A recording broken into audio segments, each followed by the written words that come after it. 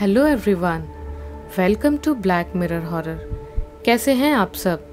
I hope आप सब ठीक होंगे। आज मैं डर और सस्पेंस से भरी हुई ग्रिमोयर की यानी एक शैतानी किताब की कहानी आपके लिए लेकर आई हूँ और उम्मीद करती हूँ कि आपको ये कहानी पसंद आएगी। अगर आपके पास भी ऐसी कोई कहानी या घटना हो तो हमें इंस्टाग्राम पे भेज सकते हैं। हम आपकी कहानियों को अपनी वीडियोस के ज़रिए लोगों तक पहुंचाएंगे। इंस्टाग्राम लिंक डिस्क्रिप्शन में है। कहानी पसंद आए तो इस वीडियो को लाइक और चैनल को सब्सक्राइब ज़रूर कीजिएगा। तो चलिए शुरू करते हैं आज की कहानी। खुले मैदान के पास बड़े बरगद के पेड़ के नीचे एक झुंड कुत्ते गुर्राते हुए घूम रहे थे। रात खत्म होने वाली है और आसमान धीरे धीरे साफ हो रहा था। अभी सूर्य की किरणें नहीं निकली, लेकिन कुछ रात जगे चिड़िया बीच बीच में आवाज़ कर रहे थे। कुत्तों का झुंड कुछ खोज रहा था। उनके स्वाभाविक भौंकने की आवाज़ के उलट वो सभी गूं गूं करके उस बरगद के पेड़ के नीचे एक विशेष जगह अपने नाखूनों से मिट्टी खोद रहे थे। पांचों कुत्ते ही अपने पैर से खोदते हुए और भी ज़्यादा गुर्रा रहे थे। पास ही बड़ी सड़क है, उस पर एक छोटा ट्रक शहर की तरफ जा रहा था। सड़क से ही चांद की रोशनी में दिख रहा था कि पेड़ के नीचे कुत्तों का झुंड कुछ कर रहा है। अस्वाभाविक कुछ है। हालांकि ये समझा नहीं जा रहा, लेकिन उनके गुर्राने की आवाज़ और पागलों की तरह मिट्टी खोदने को देख स्वाभाविक नहीं बोला जा सकता। ट्रक आकर रुका रास्ते के पास। ट्रक नहीं, इसे छोटा पिकअप ट्रक बोला जा सकता है। उसी में से एक आदमी निकल पड़ा और वो पेड़ की तरफ आगे बढ़ा। रोशनी स्पष्ट नहीं थी, इसीलिए हाथ में एक टॉर्च लेकर वो आगे बढ़ रहा था। हट हट बोलकर उन कुत्तों को भगाने लगा। कुत्तों ने अचानक मिट्टी खोदना बंद कर दिया। टॉर्च की रोशनी जिधर से आ रही थी उधर ही एक साथ पांचों कुत्ते देखने लगे। कुत्तों ने फिर से गुर्राना शुरू कर दिया। ये देख ट्रक से आए आदमी ने चलना बंद कर दिया। वो आदमी समझ गया कि कुछ ही दूर खड़े 5 कुत्तों ने उस पर हमला कर दिया तो वो नहीं बचेगा, लेकिन फिर भी उसने कौतूहलवश टॉर्च की रोशनी को कुत्तों के ऊपर से हटाकर गड्ढे की तरफ करते ही वो डर से कांपने लगा। वो आदमी चिल्ला नहीं पा रहा था। शरीर में मानो ताकत ही नहीं बची हो। उसके पैरों तले जमीन खिसक गई। सामने के गड्ढे को देखकर उसे ऐसा लगा कि अभी वो बेहोश हो जाएगा। इसी समय गाड़ी से हॉर्न की आवाज़ सुनाई दी।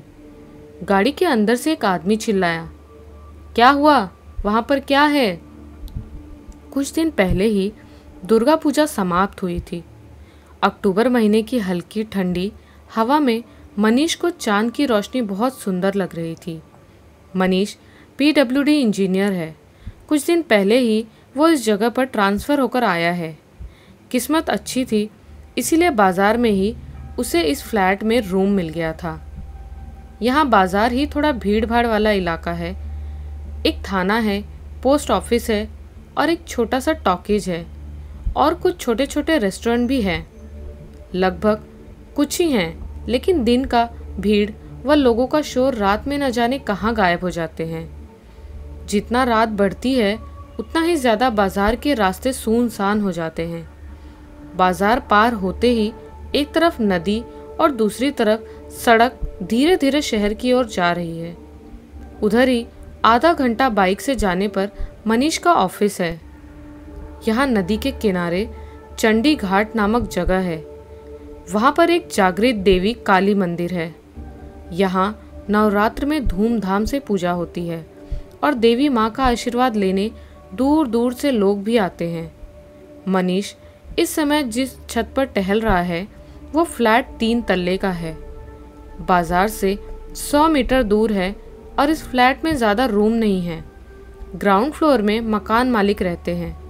मनीष ने वहाँ पर एक लड़की को देखा है। मकान मालिक एक बड़े तांत्रिक है। उनका नाम तांत्रिक गोविंद है। मनीष ने देखा है कि कई लोग अपनी समस्याओं के समाधान के लिए उनके पास आते हैं। वो ग्राउंड फ्लोर के 2 रूम में रहते हैं। परिवार में कितने लोग हैं वो नहीं जानता। उसके ऊपर पति पत्नी और एक छोटे लड़के के साथ 2 रूम लेकर एक परिवार रहता है और तीसरे तल्ले पर अमित एक रूम में रहता है। अमित का बाजार में एक इलेक्ट्रॉनिक की दुकान है।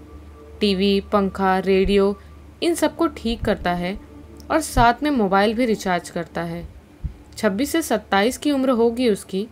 बहुत ही मिलनसार व हंसमुख लड़का है, लेकिन बहुत ही नशा करता है। उसके पास वाले रूम में मनीष रहता है। हर फ्लोर में एक कॉमन बाथरूम और रूम बहुत ही बड़े हैं। एक आदमी आराम से रह सकता है। छत पर ऊपर एक छोटी सी अटारी है। उसका टूटा ताला दरवाजे पर झूल रहा है। उसमें झांकने से दिखता है कि वो कबाड़ टूटे सामान व पुरानी किताबों से भरा हुआ है, लेकिन उसमें इतनी धूल भर गई है कि उसके अंदर जाने की किसी को हिम्मत नहीं करती। मनीष प्रतिदिन रात को खाने के बाद यहाँ छत पर टहलता है। रात 11 बजे के बाद पूरा इलाका सुनसान हो जाता है। कोई गाड़ी नहीं चलती। बीच बीच में 1-2 ट्रक शहर की ओर आते जाते दिखते हैं। इसके बाद फिर वही सुनसान इलाका।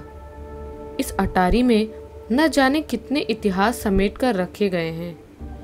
हल्के कोहरे से ढके इस इलाके में अकेले छत पर खड़े होकर सोचने से मनीष के रोंगटे खड़े हो जाते, लेकिन वो एक सिगरेट जलाकर खुद को संभाल लेता। सामान्य दिन वो ऑफिस से लौटने के बाद 9 बजे खाना खा लेता। इसके बाद रूम में आकर रात के 10 बजे छत पर जाता। अमित भी उस समय छत पर आता है। उसे भी अकेला अच्छा नहीं लगता। एक बैचलर के साथ होने से उसका भी समय बीत जाता। आधे घंटे छत पर रहता, फिर न जाने कहाँ चला जाता है। मनीष कुछ देर मोबाइल चलाता या अपनी माँ से बात करता या किताबें पढ़ते हुए 11 बजे के आसपास नीचे जाकर रूम में सो जाता। लेकिन आज वो छत पर आया है रात के 11 बजे, क्योंकि आज उसके छत पर आने का एक विशेष कारण है। इस समय के लिए उसने 2 दिन प्रतीक्षा किया था। पॉलीथीन से मुड़े हुए शरीर के पास झुककर इंस्पेक्टर रवि ने कुछ देर छानबीन की। इसके बाद उस मृत शरीर से चेहरा न हटाते हुए उन्होंने घरवालों से पूछा, कब हुआ ये सब? उपस्थित भीड़ में से एक आदमी ने आगे आकर उत्तर दिया, रात को देरी से घर लौटता है। किसी दिन खाता है और किसी दिन बिना खाए ही सोने चला जाता है। कल वो किसी समय आया, मैं नहीं जानता। सामने का दरवाज़ा खुला ही रहता है, वही लौटकर बंद करता था। कल रात को कोई आवाज़ भी नहीं सुनाई दी। सुबह उसकी माँ जब चाय देने गई तब ये सब दिखा। किसने किया, कब किया, कुछ भी नहीं जानता। अंतिम बात को बोलते हुए आदमी लगभग रोने ही लगा था। देखकर समझा जा सकता था कि वो विक्टिम के पिताजी हैं। भीड़ में एक महिला सोफे पर अवचेतन होकर बैठी है। बहुत रोने के बाद थकी हुई दिख रही थी। शायद वही विक्टिम की माँ है। इंस्पेक्टर रवि ने सभी से पूछताछ करके बॉडी को पोस्टमार्टम के लिए व्यवस्था करने का ऑर्डर देकर नीचे चले आए। घर के बाहर आकर फ़ोन निकाल उन्होंने किसी को कॉल लगाया। सुनकर पता चला कि बड़े ऑफिसर को कॉल लगाकर केस की डिटेल दे रहे हैं। सर, इस इलाके में इसे लेकर लगातार 3 हत्याएं हुई हैं। ऐसा इसके पहले यहाँ पर कभी नहीं हुआ। तीनों हत्याओं में कोई भी समानता नहीं है और हत्या करने का ढंग भी अलग है। पहला, हरिहरपुर में सड़क किनारे बरगद के पेड़ के नीचे काटकर जमीन के अंदर गाड़ दिया था। दूसरी हत्या गले में रस्सी डालकर तालाब में फेंक दिया था और इस बार चेहरे पर पॉलीथीन से सांस रोककर मारा गया है। तीनों में कोई कनेक्शन नहीं है, लेकिन मेरा मन कह रहा है कि हत्या की रात वहाँ जो भी था वो एक ही आदमी है। तीनों में केवल एक समानता है कि जिनकी हत्या हुई उनकी उम्र 35 से 40 के बीच में थी। वैसे कोई स्थायी काम नहीं करता था। एक समय बहुत ही बदतमीज़ था, लेकिन कुछ साल पहले ठीक हुआ। शायद किसी को हानि पहुंचाई थी उसी का वो बदला ले रहा है। हाँ सर, खोजबीन कर रहा हूँ। पहले के 2 व्यक्ति के फॉरेंसिक रिपोर्ट से हत्यारे के बारे में कोई इन्फॉर्मेशन नहीं मिली। इसमें क्या होता है देखता हूँ, लेकिन मेरा मन कह रहा है कि शायद एक और हत्या की संभावना है। कोई कनेक्शन नहीं है, फिर भी मेरा सिक्स सेंस बोल रहा है सर, और हम उस हत्या को रोक नहीं सकते। ये सोचकर और भी बुरा लग रहा है। नहीं सर, मुझे ऐसा लग रहा है, मैं यही बोलना चाहता हूँ। ठीक है सर, बोलकर फ़ोन को इंस्पेक्टर रवि ने पैंट में रख लिया। मनीष ने दशहरा के अगले दिन ड्यूटी ज्वाइन किया था। 7 दिन पहले वो इस फ्लैट में आया था। यहाँ किसी को नहीं पहचानता था। पूरी तरह नई जगह, इसलिए केवल बाइक लेकर ऑफिस जाता और लौटकर अपने काम से मतलब रखता। फ्लैट के नीचे एक चाय की दुकान है। वहाँ सुबह के समय वो चाय पीता और कुछ दूर ही होटल है, वहीं से प्रतिदिन का भोजन करता। इस बाजार में सब कुछ मिलता है, इसीलिए कोई असुविधा नहीं होती। लेकिन अमित किस समय दुकान खोलता है, कब रूम में रहता है, किस दिन कहाँ अपने दोस्त के साथ घूम रहा है, मनीष को इस बारे में कुछ भी नहीं पता। असल में अमित की दुकान अच्छी चलती है। बीच बीच में शहर से नए इलेक्ट्रॉनिक सामान लाकर अपने दुकान में रखता है। लोग खरीदते भी हैं, उसके सामानों का अच्छा सेल है। पैसे हमेशा रहते हैं, इसलिए शायद रात को अपने दोस्तों के साथ पीने खाने का कार्यक्रम करता होगा। जो भी है, इससे मनीष को कोई फर्क नहीं पड़ता। लेकिन सोचने वाली बात केवल एक है कि जब वो काम के लिए रूम से निकलता है अथवा लौटता है तो अमित एक बार ज़रूर मिल जाता। टेलीपैथी है क्या? एक भी दिन मिस नहीं होता। ये कैसे संभव है? अमित कहता है कि उसे शहर अच्छा नहीं लगता, इसीलिए यहाँ पर दुकान खोला है। बीच बीच में उसकी कुछ बातें मनीष को विश्वास ही नहीं होता, लेकिन लड़का दिल से अच्छा है। अब असल मुद्दे पे आती हूँ। पहले दिन जब मनीष यहाँ पर आया तो उसने एक लड़की को देखा था, ग्राउंड फ्लोर के कमरे में जाते हुए। उस लड़की के अंदर अपनी ओर आकर्षित करने की एक अद्भुत क्षमता है। उसकी तरफ एक बार देखकर नज़र हटाने का मन नहीं करता। इन 7 दिनों में लगभग 10 बार मनीष ने उस लड़की को देखा है। उस लड़की की उम्र लगभग 23 से 24 होगी। केवल सुंदर है यही नहीं, उससे शायद ज़्यादा ही कुछ है। वो रंग में ज़्यादा गोरी नहीं है, बाल ज़्यादा लंबे नहीं, कंधे से थोड़े बड़े, पतला फिट शरीर, लेकिन उसकी गढ़न और भी आकर्षक है। घनी काली आंखें और दृष्टि कातिलाना। लेकिन हर बार वो मनीष के सामने अचानक ही आ जाती है। कुछ सेकंड के लिए आंखें मिलती, फिर दोनों अपने काम से आगे निकल जाते। आमने सामने कभी नहीं मिली कि वो जाकर उससे कुछ बातें करे।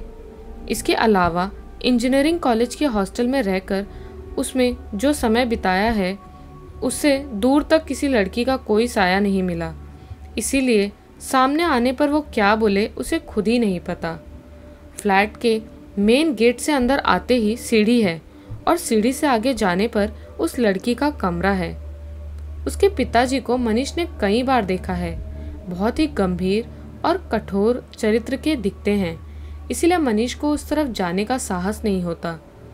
सीढ़ी द्वारा सीधा चला जाता है अपने रूम में।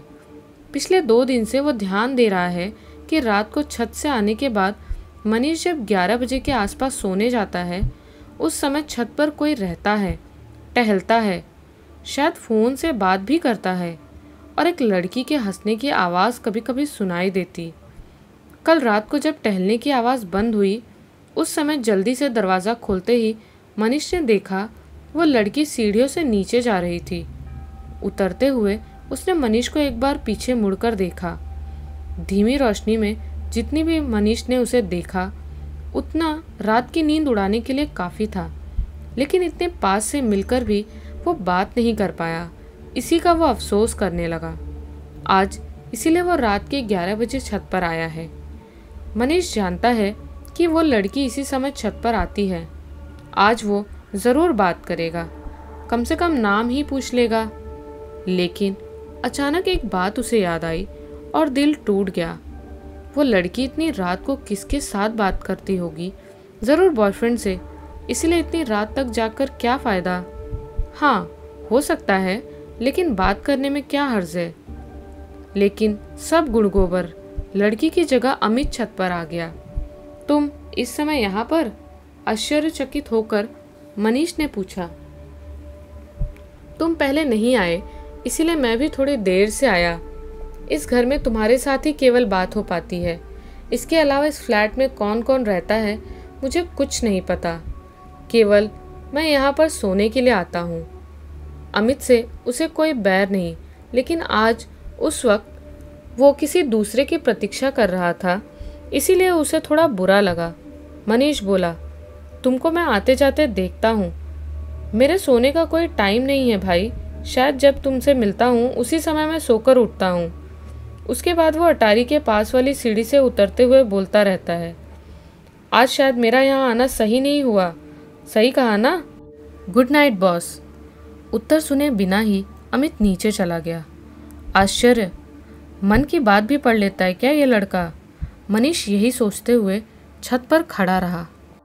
4 दिन बाद इंस्पेक्टर रवि के सिक्स सेंस की घटना सच हो गई। नदी के उस पार एक पुराने गोदाम के अंदर लाश की खबर आज सुबह ही आई है। शहर से फॉरेंसिक टीम आई है, लेकिन अभी लोकल थाना इस केस को हैंडल कर रहा है। आज इंस्पेक्टर के साथ एसीपी भी घटनास्थल पर आए हैं। बहुत सारे जांच पड़ताल के बाद भी हत्यारे के बारे में कोई आइडेंटिफाई नहीं किया जा सका। इन चारों हत्याओं में ही मानो हत्यारा आया और अपने मन मुताबिक उन्हें मारा। इंस्पेक्टर ने अपने ऑफिसर से कहा, बॉडी आइडेंटिफाई हो गया है सर। उसके घर के लोग अभी आ रहे हैं। पास ही उसका पर्स गिरा था और उसमें से हमें आधार कार्ड मिला है। सर, पिछले 3 हत्याओं में बॉडी पर कोई फिंगरप्रिंट नहीं मिला था। इसे तो पूरी तरह जलाकर मारा गया है। इससे हमें कुछ सबूत मिलेगा ऐसा नहीं लगता। ऑफिसर साहब बोले, तुम्हारी तरह मुझे भी ऐसा लगता है कि इन हत्याओं को एक ही व्यक्ति कर रहा है। अगर कोई सीरियल किलर है तो एक पैटर्न और सिग्नेचर मार्क अवश्य होता। और हत्यारा पुलिस को चैलेंज इसलिए नहीं कर रहा क्योंकि वो सामने नहीं आना चाहता। सर, मैंने एक मिसिंग पाया है। जिन 4 लोगों की हत्या हुई है वो सभी एक दूसरे से परिचित थे। किसी समय उनमें जान पहचान थी, लेकिन इस समय ऐसा नहीं है। इनमें कोई भी विशेष काम धंधा भी नहीं करता।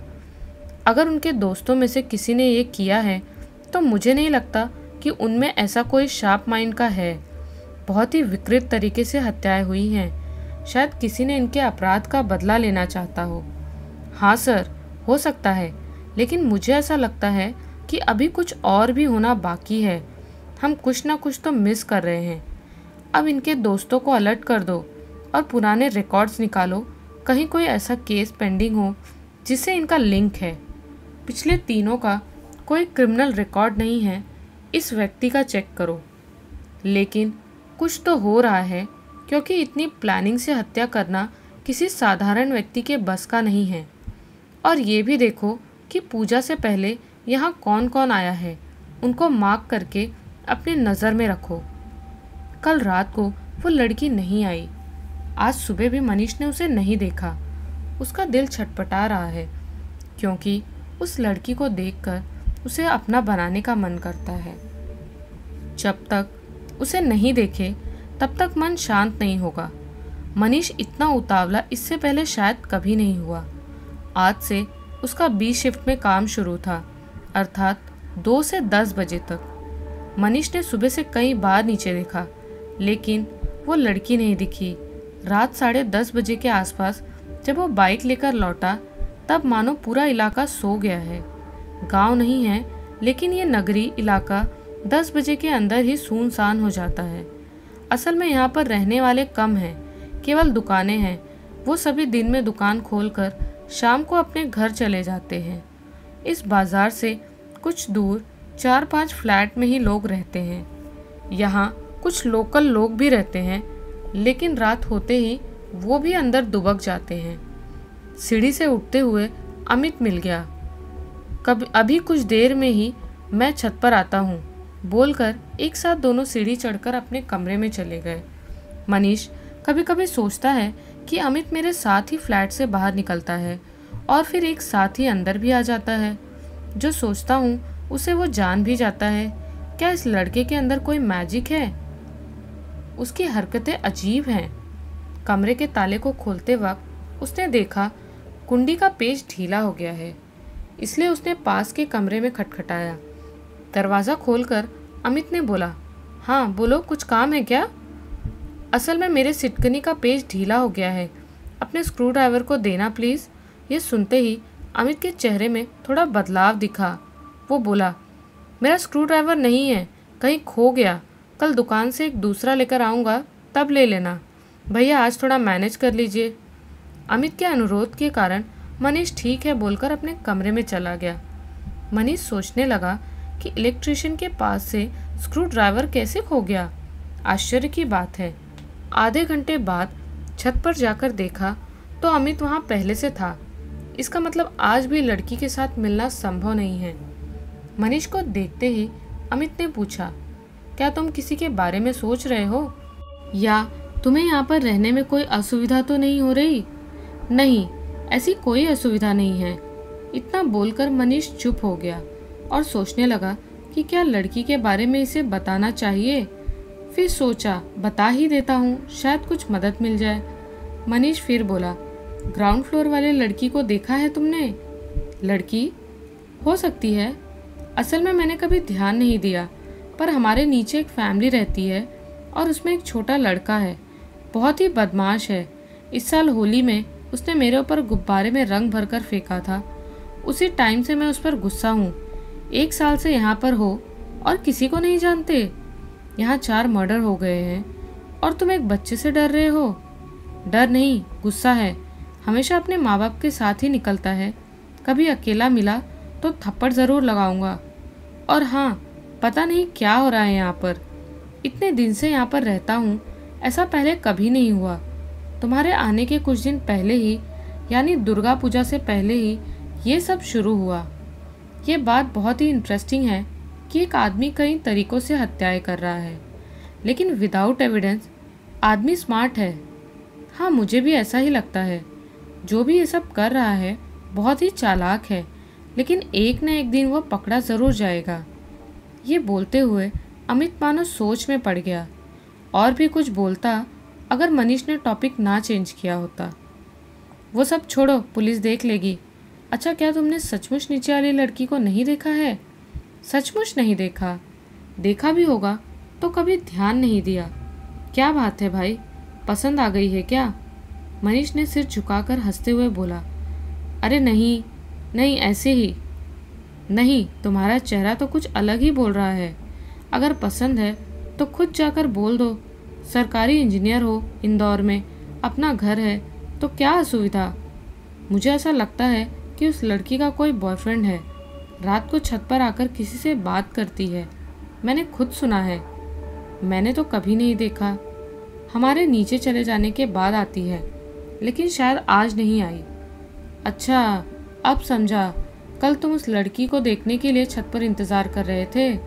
ठीक है, अब मैं चलता हूँ, तुम इंतज़ार करो। अमित जाते हुए फिर एक बार लौट कर आया और बोला, तुम जिस लड़की की बात कर रहे हो, मालिक के घर में रहती है क्या? उनसे थोड़ा बचकर रहना। सुना है तांत्रिक है। हाँ, शायद उसके पिताजी हैं। उस आदमी को देखकर मुझे बहुत डर लगता है। अगर उसकी कोई लड़की है और वो चाहे जितनी सुंदर हो, मैं उस बाबा के सामने कभी नहीं जाऊंगा। बोलकर दोनों ही जोर जोर से हंसने लगे। इसके बाद अमित नीचे चला गया। छत से कुछ मिनट बाद मनीष ने अमित को बाइक चलाकर बाजार की ओर जाते हुए देखा। इतनी रात को वो कहाँ जाता है, इस बात को उससे मनीष ने कभी नहीं पूछा। दूर कुछ घरों में झालर जल रहे हैं क्योंकि दीपावली आने वाली है। यही सब देखते देखते आधा घंटा और बीत गया। नहीं, लड़की आज भी नहीं आएगी, सोचकर सीढ़ी की ओर जाते ही नीचे वाला आदमी उपस्थित हुआ। इस समय उन्हें देखने के लिए मनीष बिल्कुल भी तैयार नहीं था। इस आदमी के अंदर एक गंभीर स्वभाव है, भारी आवाज़, नज़र तीक्ष्ण, खराब मिजाज। इतनी रात को यहाँ मत आना, ये इलाका रात के लिए सुविधाजनक नहीं है। जल्दी सो जाया करो, समझे? ये बात आदेश के जैसी थी। और हाँ, उस लड़के से दूर रहना। अब मनीष ने प्रश्न पूछा, क्यों?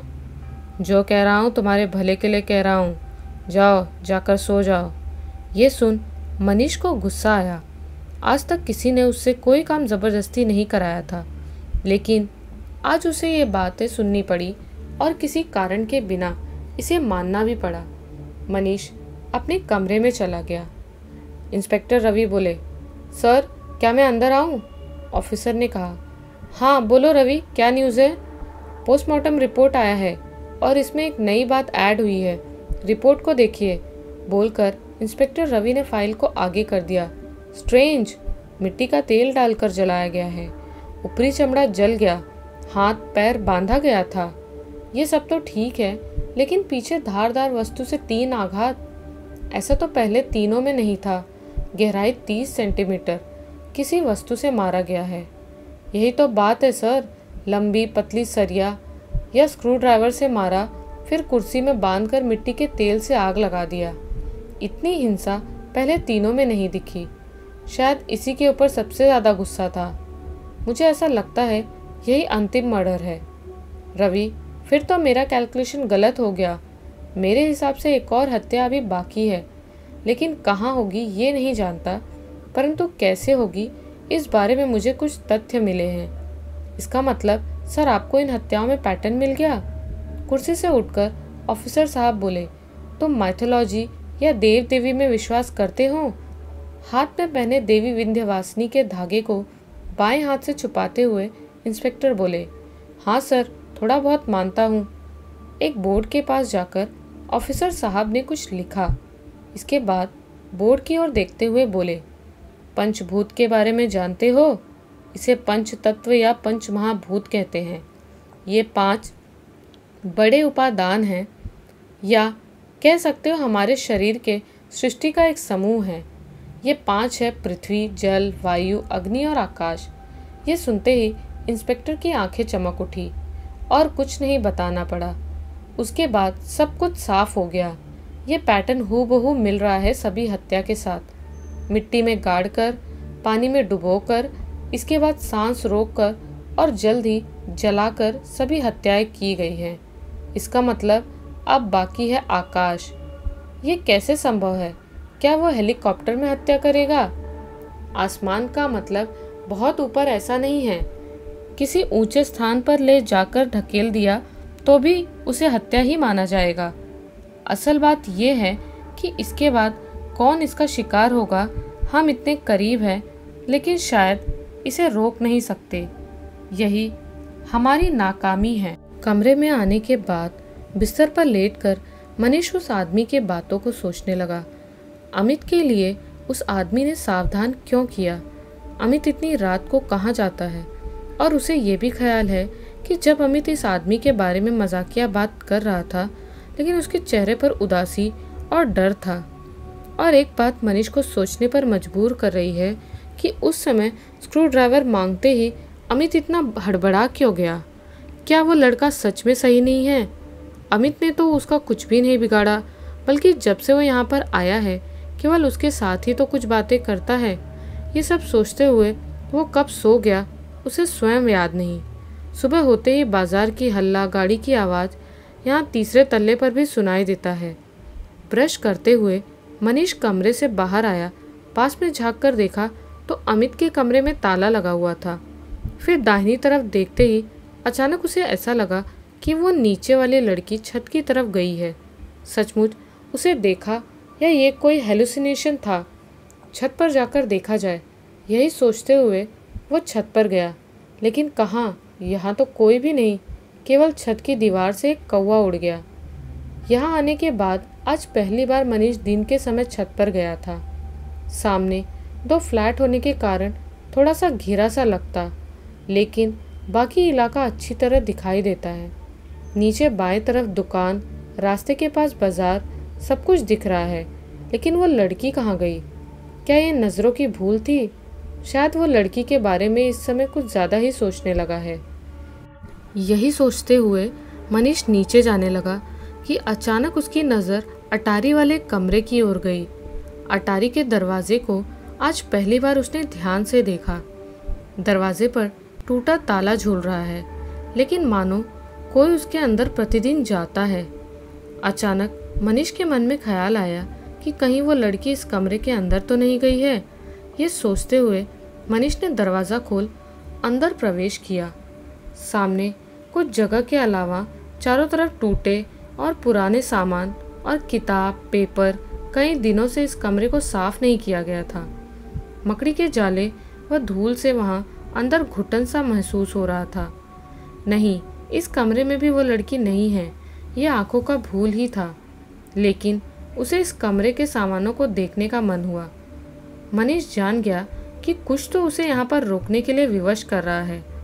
ऐसा लग रहा है कि वो स्वयं से यहाँ पर नहीं आया, उसे ज़बरदस्ती किसी ने इस कमरे में लाया है। वो मनीष को कुछ दिखाना चाहता है, ये कमरा कुछ कहना चाहता है, लेकिन वो क्या है मनीष नहीं जानता। सामने रखी लकड़ी के अलमारी का दूसरा कांच टूटा हुआ है। दरवाजे से आने वाली रोशनी में ज़्यादा कुछ नहीं दिख रहा। अलमारी के अंदर नज़र डालते ही दिखाई दिया कई सारी किताबों के बीच में विशेष एक किताब को काले कपड़े द्वारा बांधा गया है। मनीष ने किताब को देखने के लिए उसे बाहर निकाल लिया, फिर बाहर आकर दरवाजे को ठीक उसी तरह बंद कर दिया। रूम में बैठ काले कपड़े को हटाकर उस रहस्यमय किताब की ओर मनीष एकटक देखता रहा। इस किताब में कुछ तो बात है। मायावी कवर, अद्भुत एक आकर्षण है उसमें, क्योंकि उससे नज़रें हटाना कठिन है। पुरानी लकड़ी का कवर जिसे चमड़े द्वारा बांधा गया है और लकड़ी के ऊपर कुछ लिखा हुआ है। भाषा नहीं समझ आ रहा, पर वो कुछ दक्षिण भारतीय शब्दों के जैसा है और हीरोग्लिफिक्स मिस्र चित्रलिपि की तरह पशु पक्षी भी उस पर छपे थे। एक शब्द अंग्रेजी में भी लिखा हुआ था, लेकिन उसे पढ़ने में थोड़ी कठिनाई हो रही थी।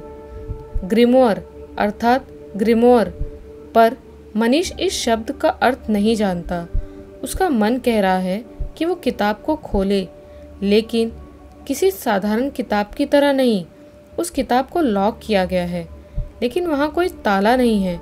किताब की मूल विशेषता है कि उसके बीच में एक गोलाकार चकती बना हुआ है और उसके अंदर दो त्रिभुज उल्टा व सीधा करके लगाया गया है, जो दिखने में षटकोण के जैसा था। उस पर हाथ रखते ही मनीष को ठंड की अनुभूति हुई। इधर उधर करते ही पता चला उन दोनों त्रिभुज को घुमाया जा सकता है, अर्थात यही लॉक है। उंगली से दबा एक त्रिभुज को घुमाकर दूसरे त्रिभुज पर करते ही खट की आवाज के साथ किताब खुल गई। किताब के पन्नों को देखकर समझा जा सकता है कि ये सैकड़ों साल पुरानी किताब है। पहले पन्ने पर किसी देवी की भयानक आकृति छपी हुई है और पन्ने पर सिंदूर लगा हुआ है। पन्ने पर कुछ लिखा हुआ है, पर मनीष इस भाषा को नहीं जानता, लेकिन वो इतना जान गया कि शब्दों को छापा नहीं बल्कि हाथों द्वारा लिखा गया है। अक्षरों का रंग हल्का काला व लाल मिश्रण, कहीं खून तो नहीं। मनीष ने कई और पन्नों को पलट कर देखा और उसमें छपे विभत्स चित्रों को देख उसका शरीर कांप गया। वह कुछ पढ़ नहीं पा रहा था, लेकिन चित्र इतने अमानवीय और भयानक हैं कि ध्यान से देखना भी दूभर है। मध्यकाल के बर्बरता की छाप स्पष्ट है। कहीं किसी मनुष्य के शरीर को विशेष अंग से काटकर उस पर फूल माला चढ़ाकर पूजा किया जा रहा है। कहीं मरा हुआ जानवर किसी मनुष्य के शरीर पर कई सारे सांप, चूहे का पूंछ, मयूर के पंख, मरा हुआ गिद्ध, कौवे का पंख, और कहीं तो समझा ही नहीं जा रहा कि ये किस जानवर के शरीर का अंग है। इसके अलावा कुछ अद्भुत तरह के चित्रित नक्शे, विशेष उपकरण का उल्लेख। इन सभी चित्रों को देखकर समझा जा सकता है कि ये किताब अवैज्ञानिक व अशुभ गुप्त तंत्र मंत्र क्रिया के बारे में है। इसमें पद्धतियों का विवरण, मंत्र आदि है, लेकिन मनीष इसमें से कुछ भी नहीं समझ पा रहा था, क्योंकि उसे यह भाषा नहीं मालूम। मनीष को अब एक अनजाने बात से डर लगने लगा। उसे समझ नहीं आ रहा कि वो क्या सोच रहा है, लेकिन उसका मन कह रहा है कि कुछ ऐसा होने वाला है जो बिल्कुल भी सही नहीं। दोपहर को मनीष जल्दी से ऊपर जाने लगा, किताब को उसके सही जगह पर रखने के लिए। इस किताब के कारण उसे ऑफिस जाने के बारे में भी याद नहीं रहा। मनीष अटारी के कमरे में प्रवेश हुआ। अंदर जाकर जिस टूटे अलमारी में किताब रखा हुआ था, वहां उसे रखते हुए थोड़ा धक्का लगते ही अलमारी सरक गई। मनीष चौंक गया और फिर से अलमारी को ढकेलते ही वह दाहिने तरफ सरकने लगा। इस अलमारी के नीचे छोटे चक्के फर्श के साथ लगाए गए हैं। सामने से अलमारी हटते ही एक सुरंग दिखाई दी। उसकी सीढ़ी नीचे की तरफ उतर गई थी। तभी मनीष को समझ आया कि बाहर से अटारी का कमरा बहुत बड़ा दिखता था, लेकिन अंदर से इतना छोटा क्यों है। असल में छत वाले सीढ़ी के साथ समानांतर तरीके से एक और सीढ़ी गोपनीय मार्ग में चला गया है। अंदर अंधेरा है, इसलिए फ़ोन के फ्लैशलाइट को जलाकर मनीष धीरे धीरे उस सीढ़ी से नीचे उतरा। सीढ़ी व गली में धूल का मोटा परत जमा है, लेकिन पैरों के निशान भी स्पष्ट दिखाई दे रहे थे। इसमें कोई शक नहीं कि यहाँ कोई व्यक्ति प्रतिदिन आता है।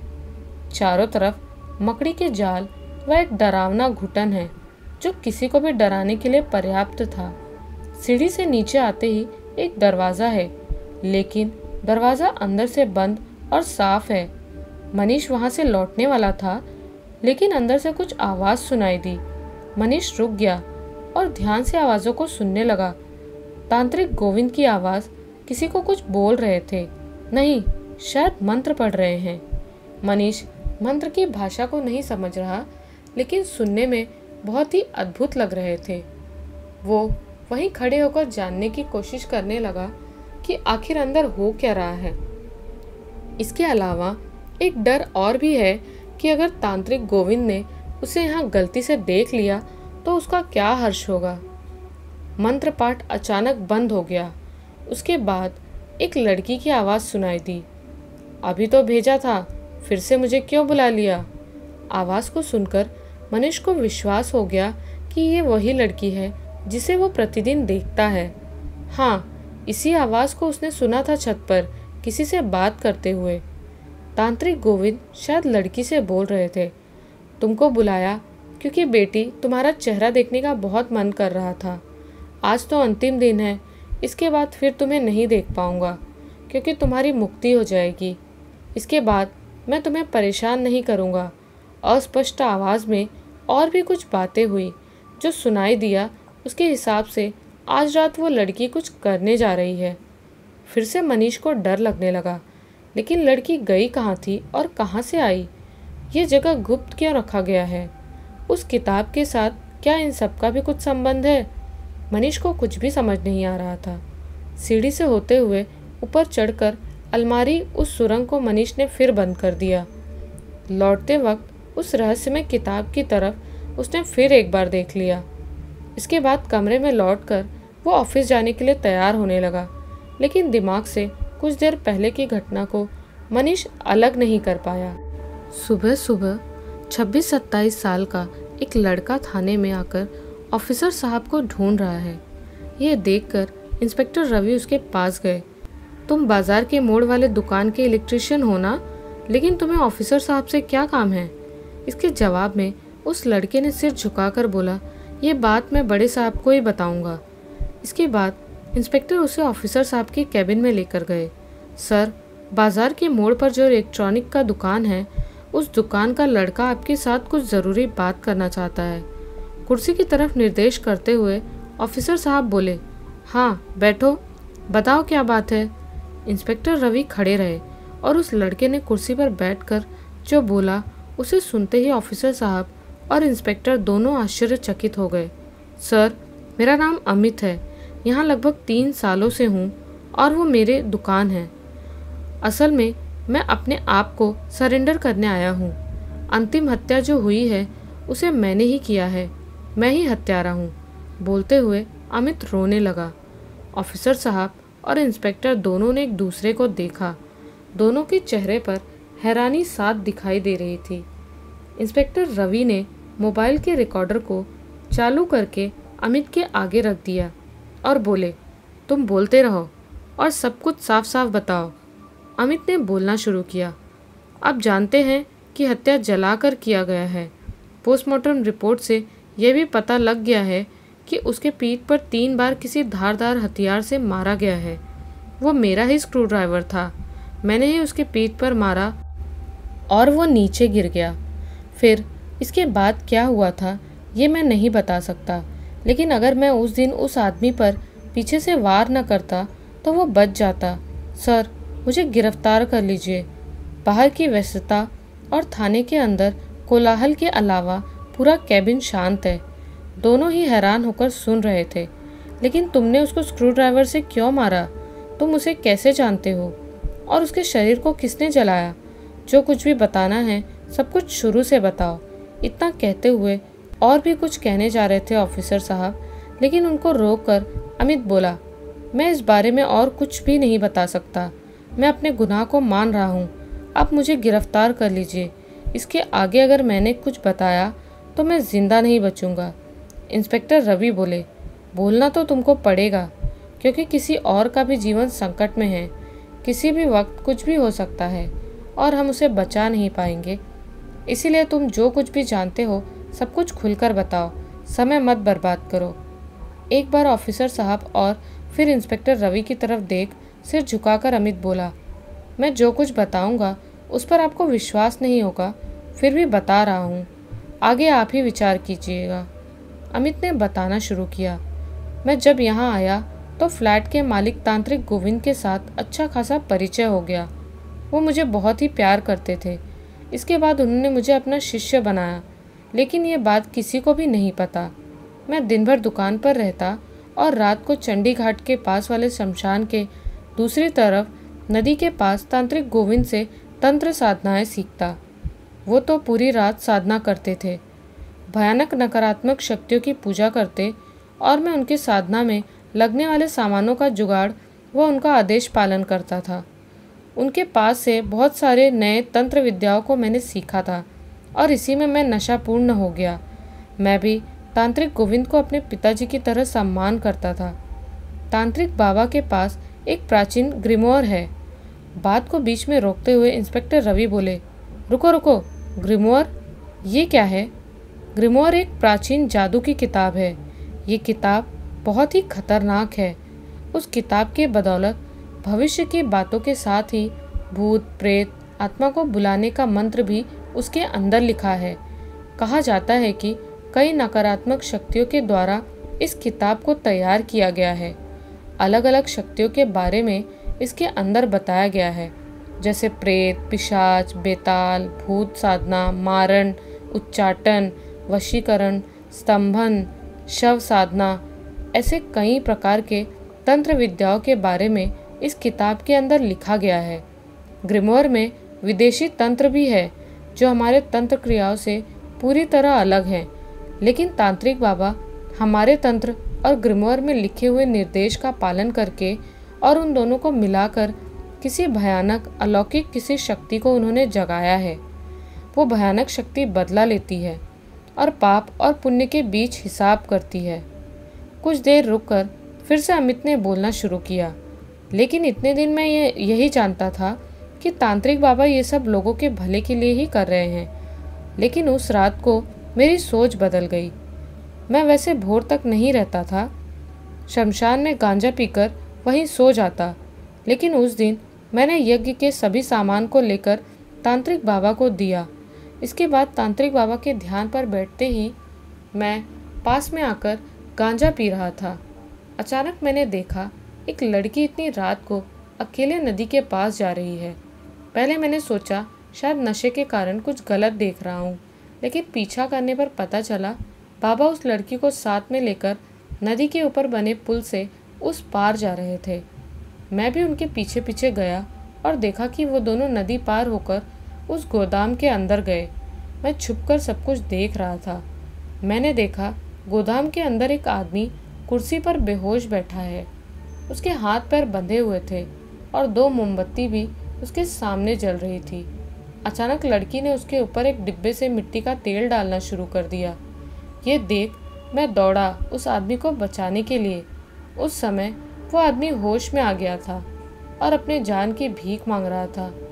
वो लड़की एक मोमबत्ती उठाकर जोर से हंसने लगी। हे भगवान, वो हंसी कितनी पैशाचिक वह भयानक थी, वो मैं ही जानता हूँ। मेरे पास पहुँचते ही बाबा ने मुझे ज़ोर से पकड़ लिया।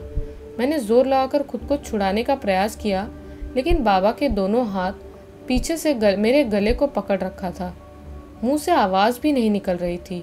कुछ देर और ऐसा रहता तो शायद मैं मर ही जाता, लेकिन किसी तरह अपना पूरा जोर लगाकर पीछे के पॉकेट से स्क्रू ड्राइवर निकालकर गोविंद तांत्रिक के पेट में घुसा दिया और तुरंत ही दर्द से कराते हुए तांत्रिक बाबा ने मुझे छोड़ दिया। फिर मैंने देखा कि उस लड़की उस आदमी के पीछे खड़ी होकर उसके कान में कुछ कह रही है। अभी कुछ ही सेकंड में वो उसे जला देगी और शायद खुद भी जल जाएगी। देर न करते हुए मैं जल्दी से उस लड़की के पीछे जाकर स्क्रू ड्राइवर से उसके पीठ पर 3 बार वार किया। लेकिन ये क्या, स्क्रू ड्राइवर तो लड़की के शरीर को पार करके उस आदमी के पीठ में जा घुसा। उस लड़की के शरीर का एक भी अंश मुझे महसूस नहीं हो रहा था। वो लड़की एक पिशाचिनी और चुड़ैल है। मैं डरते हुए वहाँ से दूर हट गया और तुरंत ही मोमबत्ती के आग से कुर्सी समेत पूरा आदमी जलने लगा। वो आदमी जलने के दर्द से चिल्ला रहा था और वो लड़की उस समय भी खिलखिलाते हुए हंस रही थी। उस विभत्स दृश्य को खड़े होकर देखने के अलावा मैं कुछ भी नहीं कर सकता था। ये सब मैं ज़्यादा देर नहीं देख सकता था, इसीलिए वहाँ से दौड़कर भागा।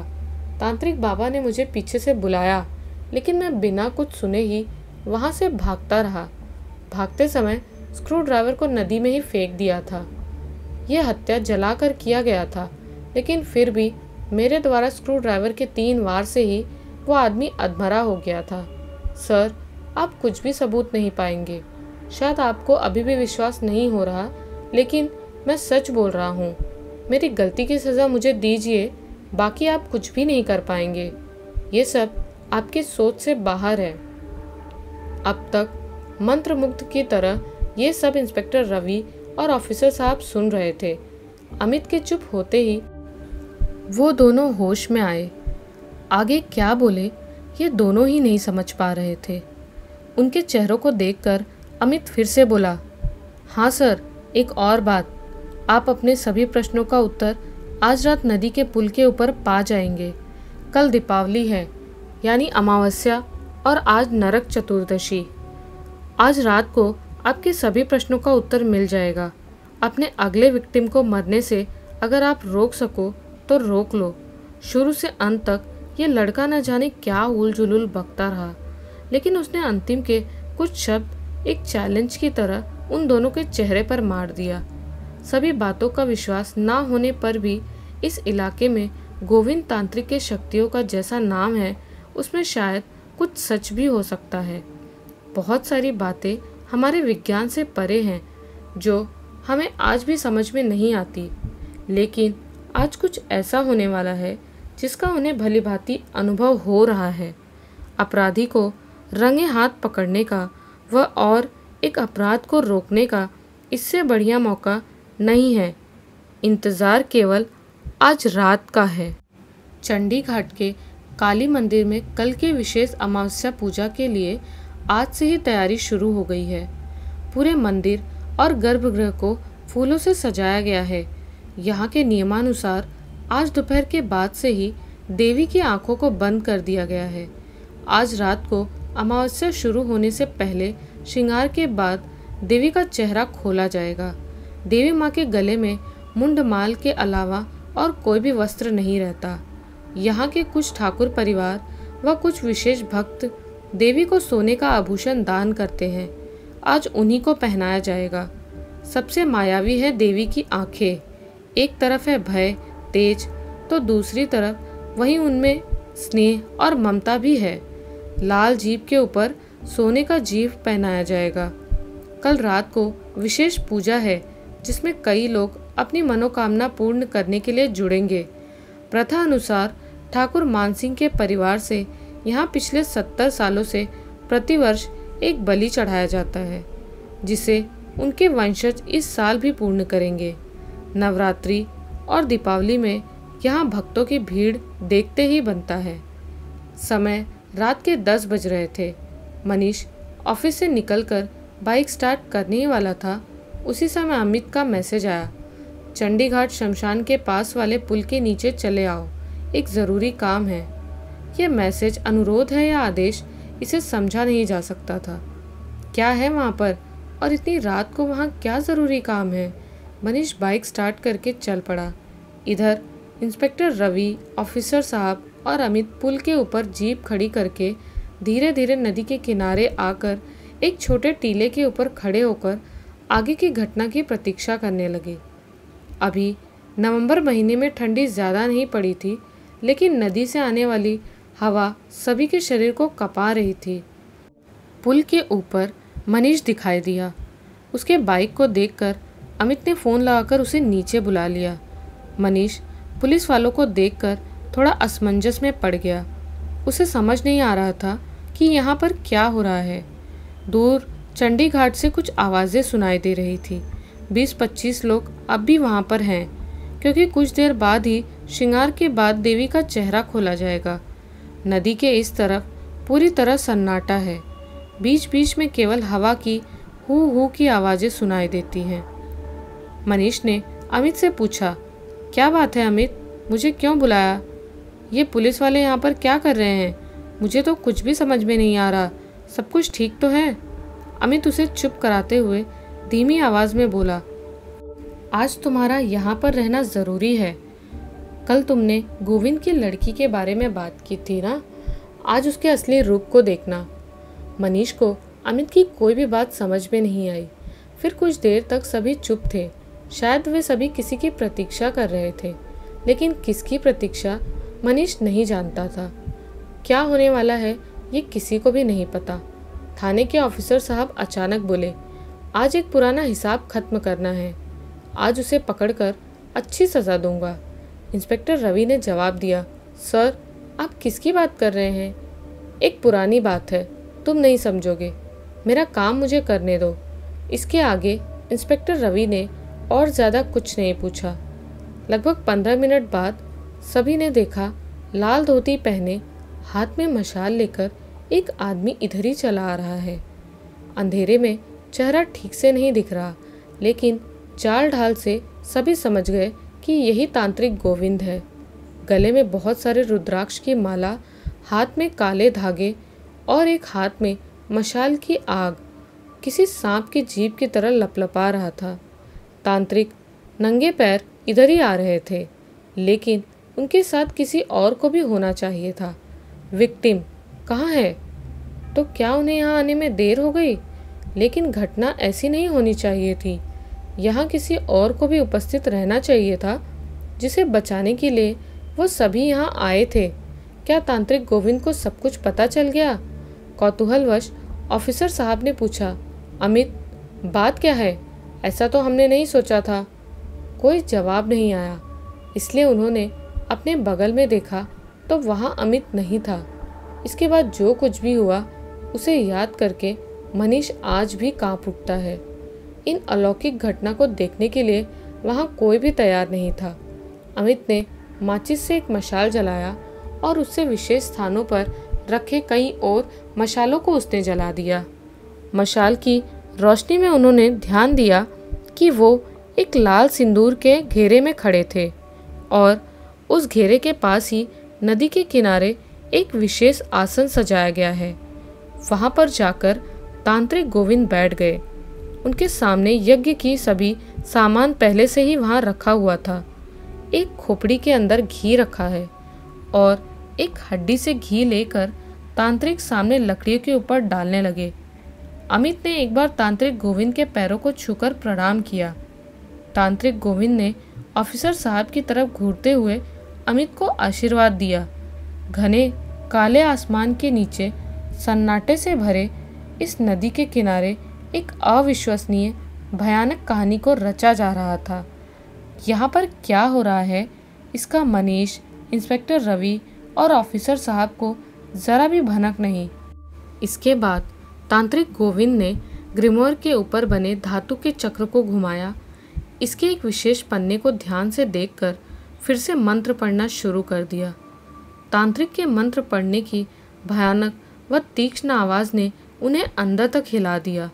कुछ देर बाद ही मनीष ने इस मंत्र को पहचान लिया। हाँ, आज ही उसने उस गुप्त कमरे में इसी मंत्र को सुना था।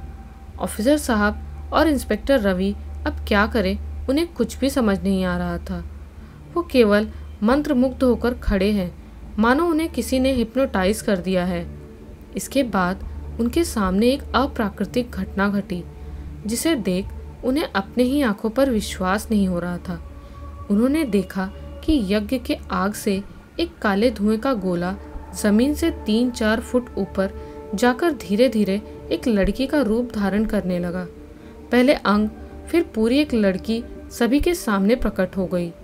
लड़की को देखकर मनीष के पैरों तले जमीन ही खिसक गई, क्योंकि इसी लड़की को वो प्रतिदिन देखता है। इसी लड़की की बातों को उसने छत से सुना है। ये लड़की बहुत ही सुंदर है, लेकिन साथ ही एक राक्षसी भी है। ऑफिसर साहब और इंस्पेक्टर रवि केवल आंखें फाड़कर हैरानी से देख रहे थे। वो लड़की बहुत ही सुंदर थी। जलती मशाल में उसकी मायावी आंखें किसी को भी लुभा ले।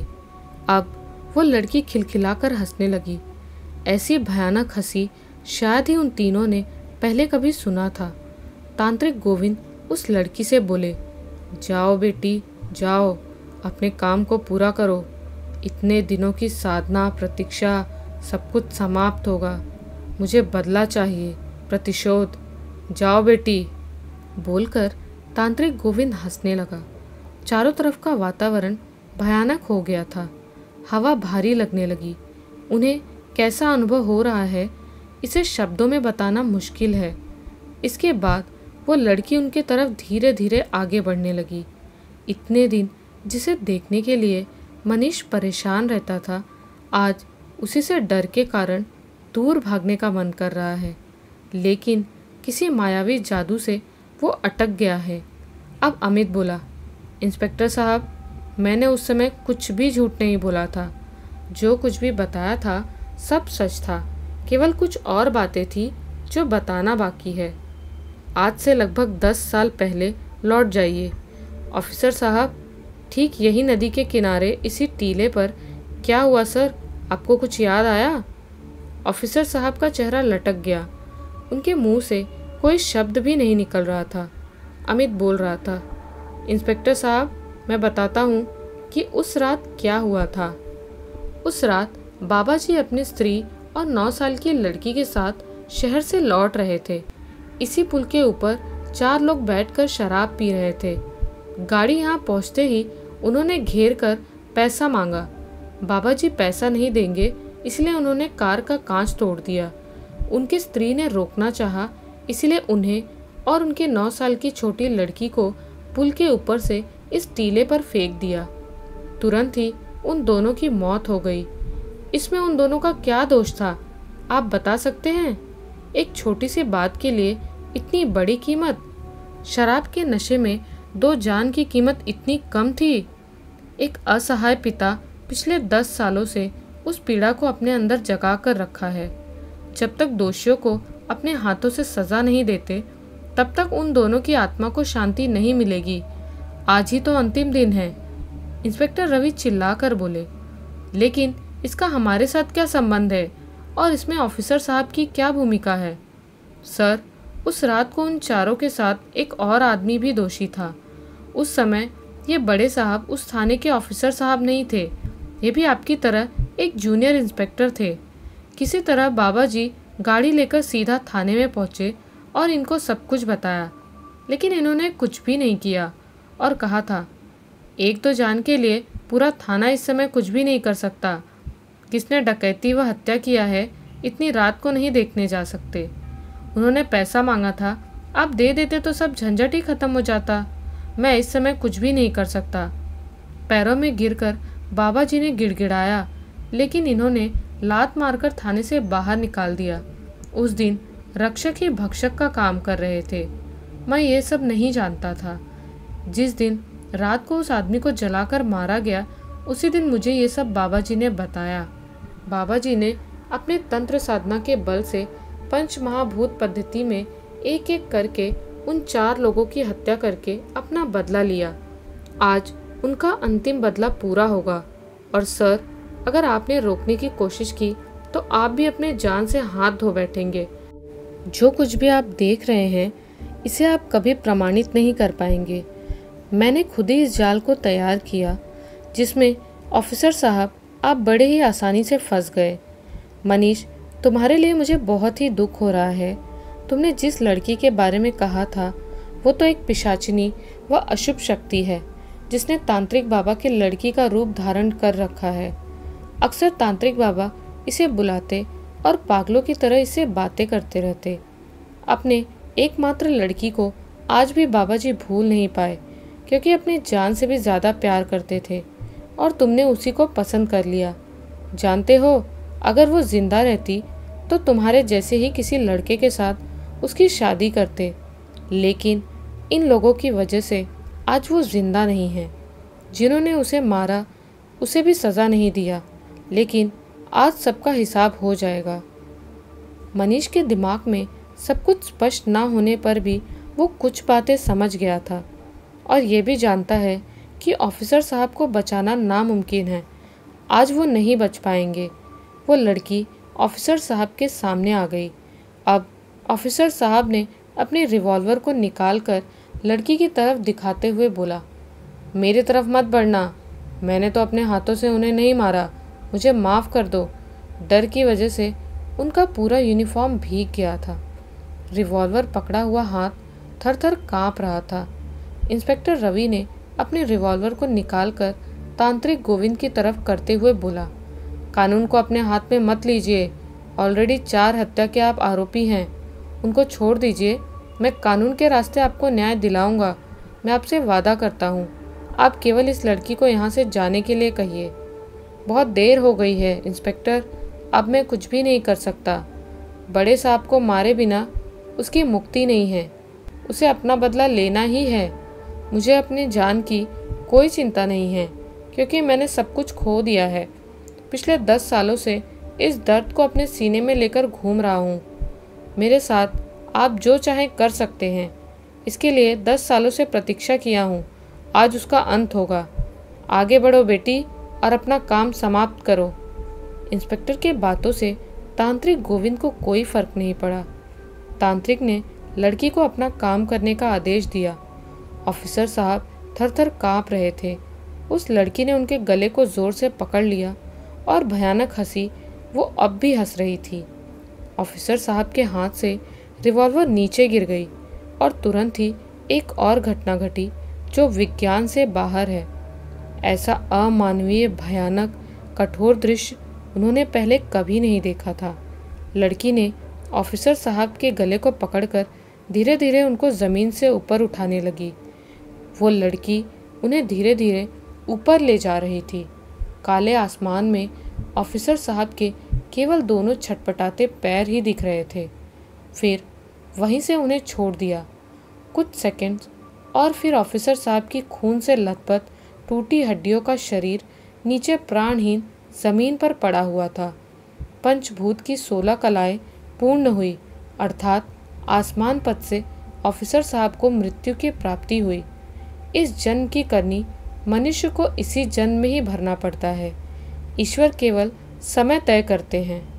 ऊपर से उस लड़की की परछाई रात के अंधेरे में कहीं समा गई। तांत्रिक गोविंद के आंखों से आंसू बह निकले क्योंकि शायद आज के बाद वो अपनी प्यारी बेटी के परछाई से बात नहीं कर पाएंगे, लेकिन उनके चेहरे पर एक तृप्ति की भावना है। उन्होंने हाथ जोड़कर किसी को प्रणाम किया। चंडी घाट के पास काली मंदिर जयकारों से गूंज उठा। श्रृंगार के बाद देवी का चेहरा खोला जा रहा था। देवी माँ एक बार फिर अशुभ शक्ति से शुभ शक्ति की दिशा सबको प्रदान करेंगी। तांत्रिक गोविंद ने पुराने ग्रिमोवर को काले कपड़े में बांधकर नदी में फेंक दिया। आज उन्होंने अद्भुत शांति पाई है। दूर घंटी और जयकारों की ध्वनि क्रमशः सुनाई दे रही थी। कैसी लगी आपको ये कहानी? हमें कमेंट्स में ज़रूर बताएं। मिलते हैं एक नए वीडियो में एक नई कहानी के साथ। जय माँ काली।